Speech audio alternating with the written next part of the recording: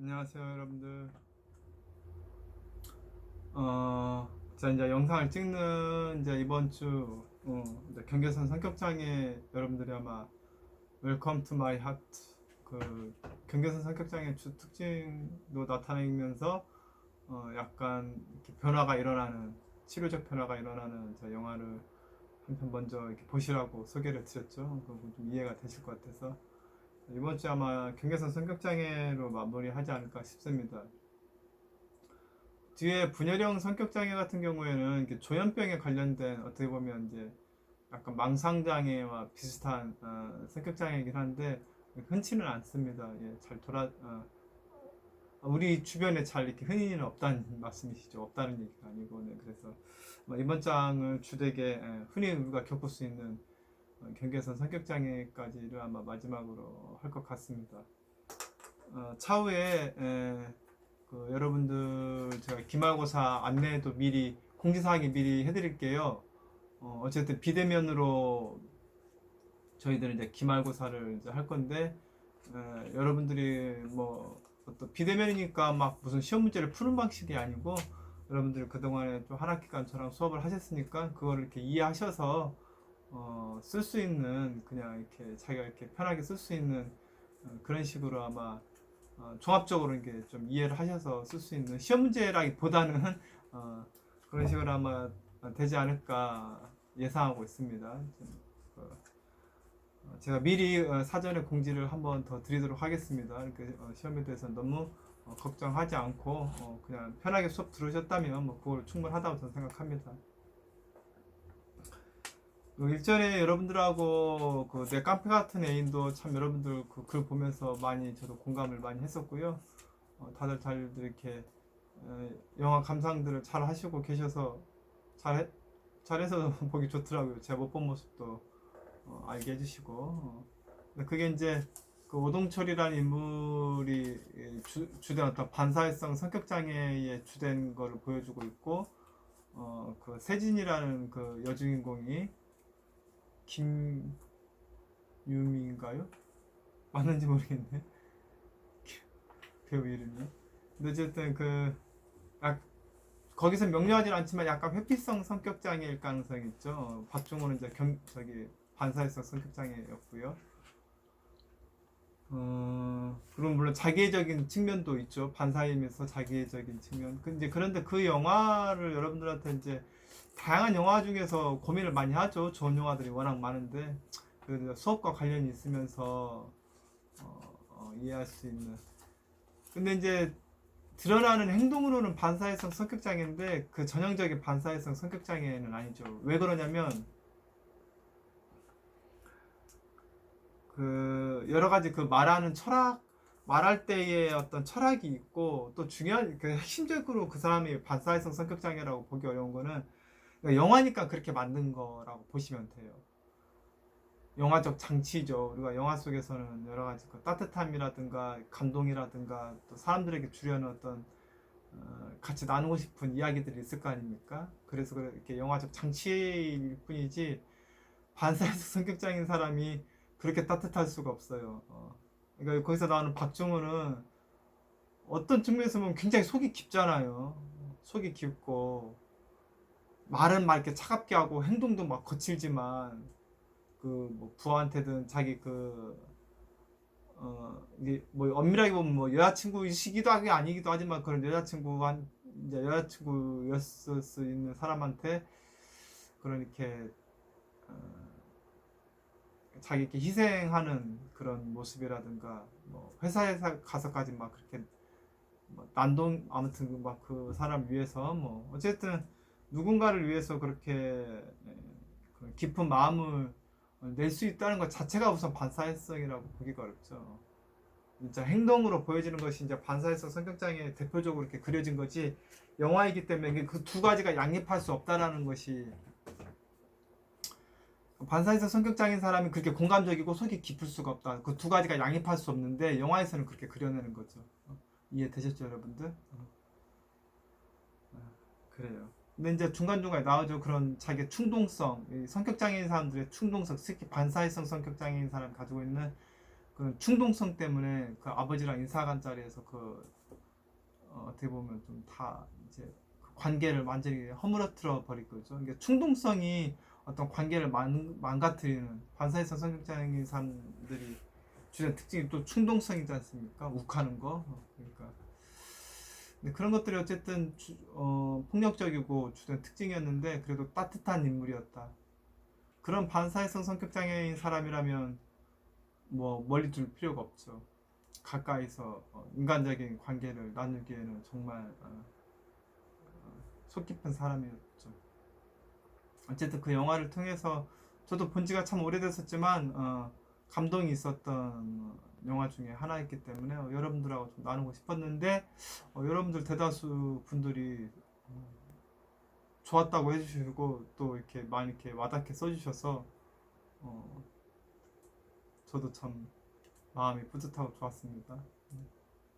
웰컴 투 마이 하트 여러분들 제가 다 보셨을려나 모르겠네. 지금 이 시간쯤도 아직 안 보셨겠구나. 이번 주에 낼 거구나. 예. 아무튼 거기에 그 따뜻한 아저씨가 나와요, 한 명에.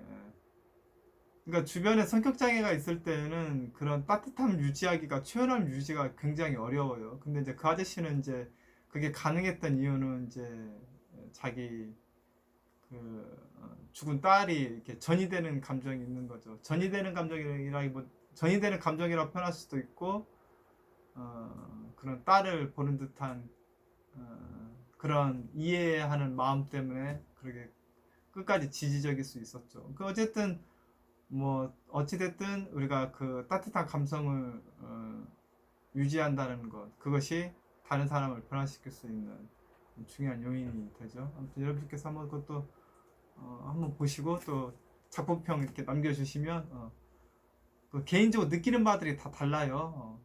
똑같은 게 아니죠. 뭐 어떤 장면에서 다 다르고 대사에서 다 다르니까 여러분들 방식으로 남겨주시면 됩니다. 네. 블로그를 살짝 한번 볼 수는 있지만 이렇게 쓰실 때에는 블로그를 완전 닫으시고 여러분들 느낌으로 여러분들 감성으로 쓰시면 됩니다. 그 블로거가 이야기한 건 중요한 거 아니니까. 네. 그래요, 여러분들. 경계선 성격장애 그 특징에서 405페이지 여러분들 먼저 보시면 중간 정도에 나온 적이 있네요. 어쨌든 그 첫 번째 줄에 당신을 끊임없이 비난한다는가 평가절하한다는가 지배하려는 욕구 이런 설명이 계속 반복적으로 나옵니다. 감정 기복이 이렇게 심하지 않은가 그런 이야기들 나오죠. 감정 기복의 이야기는 뒤에 계속 나온다. 이렇게 뭐 급작스럽게 이상화했다가 급작스럽게 떨어뜨린 경우 그거는 이제 한 사람을 가지고 그 사람을 이상화시켰다가 그 사람을 떨어뜨리기도 하고 어떤 사람은 이상하는 반면에 어떤 사람은 완전히 더 평가절하 하기도 하고 뭐 그게 좀 섞여서 나타나죠. 그 얘기는 이게 이분법화 돼 있는 사고가 좀 문제가 되는 거죠. 모든 사람은 선과 악을 동시에 가지고 있지 않습니까? 저 역시도 마찬가지고 선과 악이라고 표현했는데 어찌됐든 그 인간의 어두운 면과 밝은 면과 뭐 우리 사람이라는 거는 다 그런 걸 가지고 있죠. 근데 이제 좀 더 이렇게 영적인 면을 더 많이 가지고 있을 수도 있고 이제 사람마다 다른데 그걸 같이 가지고 있다라는 것이 통합이 안 된 상태가 바로 경계선 성격장애인 거죠. 왜냐하면 어렸을 때 극단적인 즉 보통은 뭐 역동적 해석에서는 이제 유기적인 감정이라고 해요. 버려지는 거에 대한 두려움. 그래서 이렇게 죽도록 매달리거나 아니면 그 사람을 떠나버리거나 죽도록 매달리거나 떠나버리는 건 왜 그러냐면 내 감정을 보호하는 어떤 한 행위예요. 근데 자 그거는 이제 보호하는 행위가 아닌데 이제 그렇게 그런 식으로 이제 하는 거죠. 아무튼 좀 배워 나가죠. 그래서 405페이지 맨 하단에 그 사람이 당신을 너무 격렬하게 공격하는 바람에 너무 격렬하게 공격하는 바람에 406페이지 당신이 방어하거나 대항해서 싸우지 못했던 적은 없었던가. 이것도 아까 반사에서 충동성이라고 했는데 경계선도 그러니까 제가 거의 초반 수업에 모든 성격장애가 이렇게 공변하는 이렇게 연결되어 있는 것이 제가 종합 설명한 적이 있었지 않습니까? 이 수업 초반에 그 성격장애 종합 설명한 거 있었죠. 그러니까 충동성으로 보자면 반사회성은 이렇게 막 한번 뚜껑이 열리면 막 극도로 나는데 경계선 성격장애는 그보다 피크가 되지는 않을 수도 있겠지만 좀 더 빈번해요. 그 충동성이 좀 더 반사회보다 빈번하다고 봐야겠죠. 충동성 측면에서는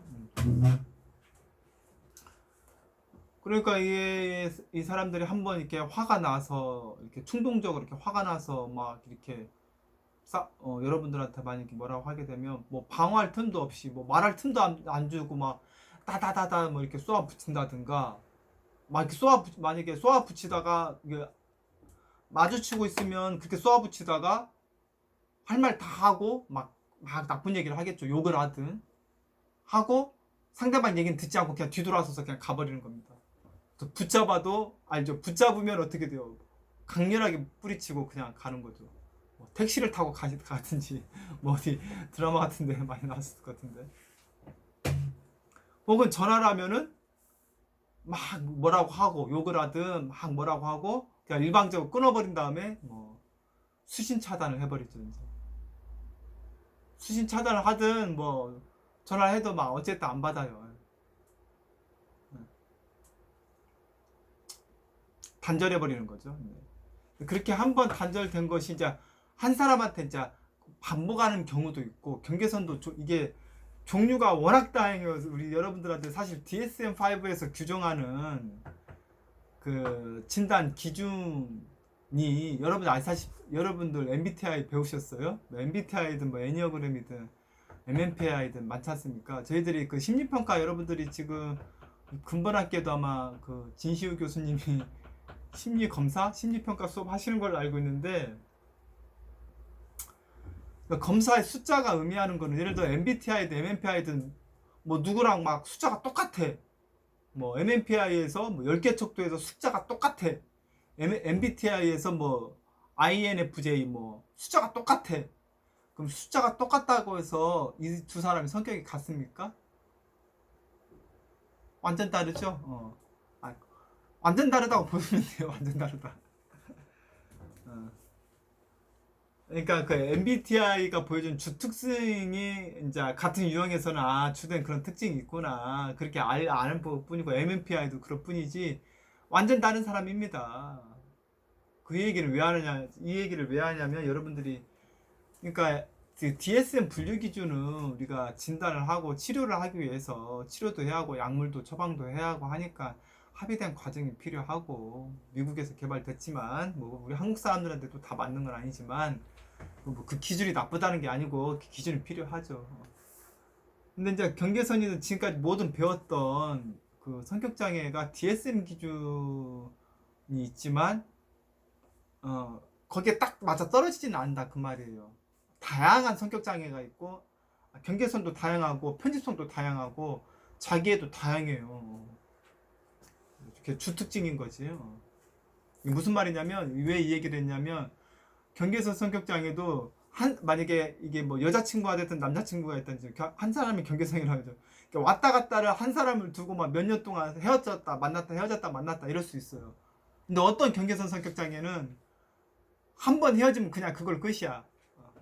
그냥 다시는 친구든 뭐 남자친구든 이성친구든 동성친구든 이제 뭐 같이 다시 만난 사례가 있는지는 제가 아직 못 들어봐가지고 아무튼 한번 절교하면 뭐 5년, 10년, 20년, 30년 그냥 그렇게 그냥 갑니다. 그냥 절교 그냥 없는 사람 이렇게 그런 성격 장애가 있고 어쨌든 다양합니다, 여러분들. 이제 자살 시도를 하는 경계선 성격 장애가 있고 안 하는 경계선 성격 장애도 있어요. 자살 시도 해야 하고 그런 건 아니고 이게 자살 시도 가 됐든 자해 시도가 됐든 그렇죠? 근데 아무튼 다른 성격 장애보다는 이제 경계선이 이 감정 기복이 이게 또 이렇게 심하다 보니까 편집성이나 뭐 자기애성이나 연극성 성격장애도 당연히 다 감정 기복 있죠. 당연히 연극성인 사람도 엄나나 감정 기복이 있어요. 근데 여기 감정 기복은 그 유기에 대한 불안이든 막 그 불안이 더 심하니까 이게 죽고 싶은 충동, 이 충동성, 그리고 또 이 행동화하는 것과 관련이 있죠. 반사에도 이렇게 행동화하지 않습니까? 액팅아웃하고 경계선도 이렇게 비슷하게 또 액팅아웃을 하는 게 있습니다. 이게 행동화하기 때문에 자살 행동, 자해 행동까지 이렇게 이어지는 거죠. 감정 기복이 있는데 이제 아무래도 이제 행동화를 더 한다. 연극성이나 자기애성은 감정 기복으로 이렇게 변덕스러운 느낌이 드는데 좋았다 싫었다 막 이렇게 좋았다고 했다 싫었다고 했다 이렇게 변덕이 있다면은 감정 기복이, 근데 이게 경계에서는 그런 감정 기복으로 인한 그런 고통스러움으로 인해서 이렇게 행동화하는 것이 좀 차이가 있겠죠.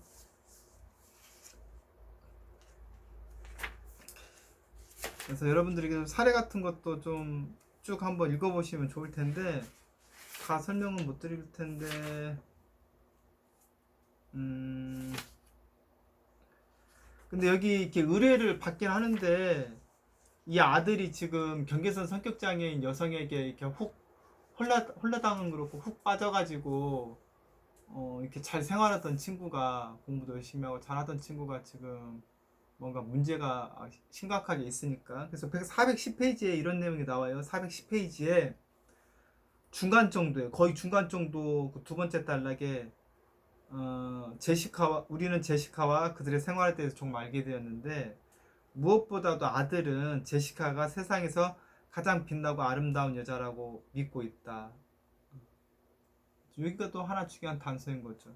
불꽃 튀는 것, 그러니까 세상에서 가장 빛나고 아름다운 여자라고 믿고 있다. 이것도 하나의 단서인 이유가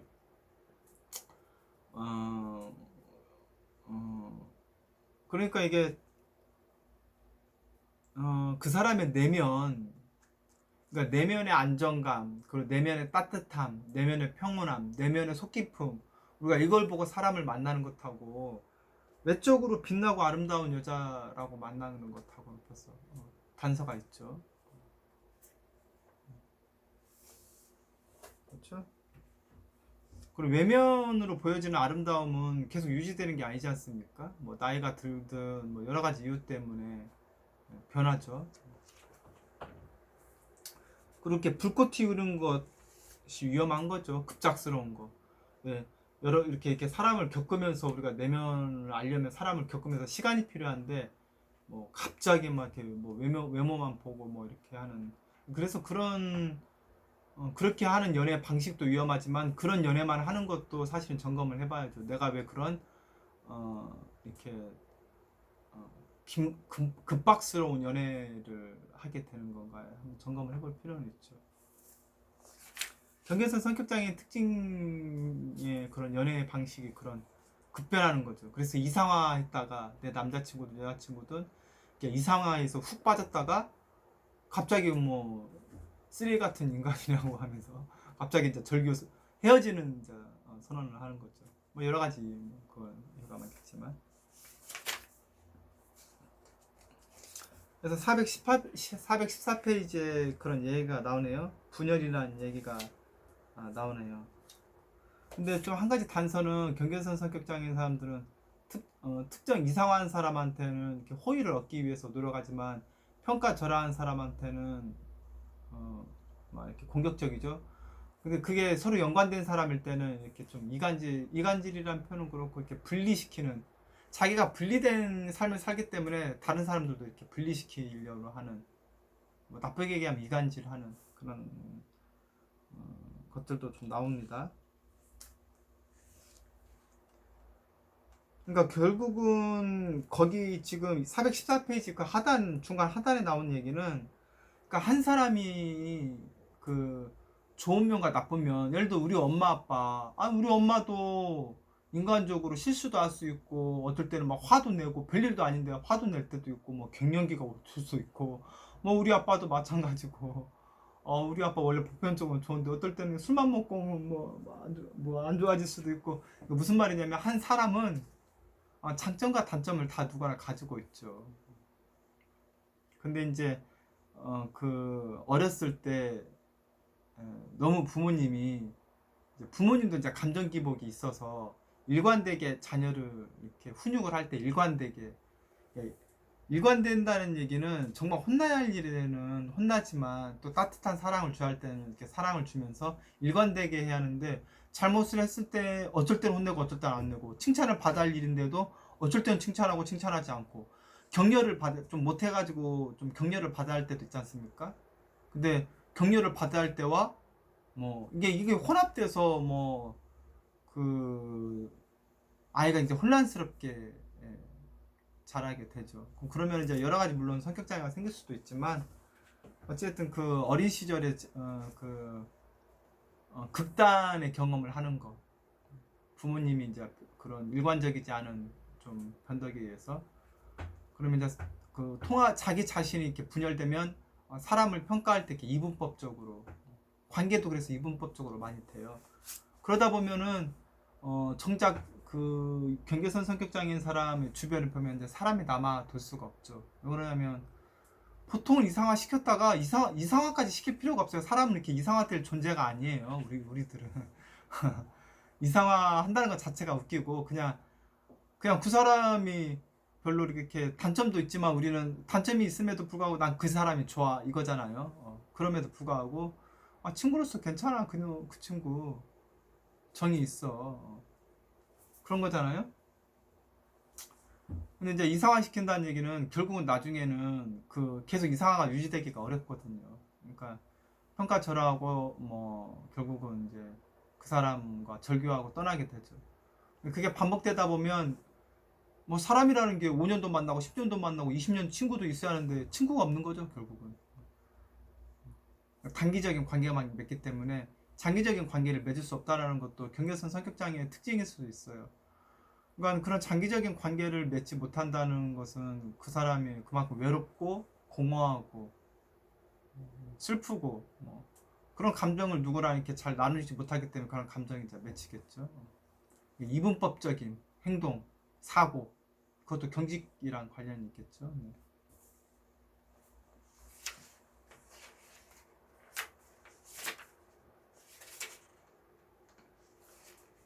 뭐 419페이지 같은 거 보면 제시카가 뭐 대단히 도움이 되겠군요, 이렇게 비아냥거리는 듯한 비꼬는, 이거 원래 이런 말을 자주 쓰는 사람이 경계선 성격장애일 가능성이 크다.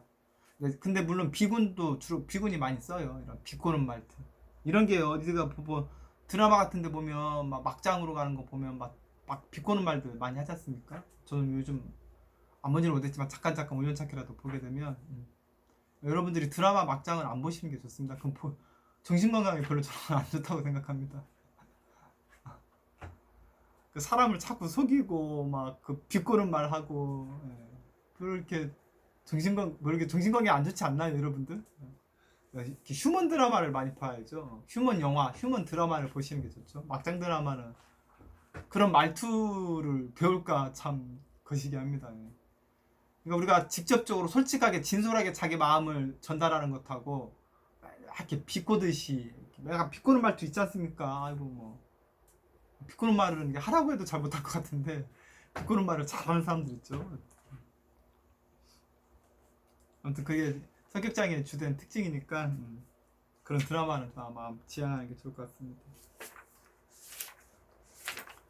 잠깐 여기까지 끊고 제가 이어서 또 여러분들 쭉 소개해 드리겠습니다, 여러분들. 네.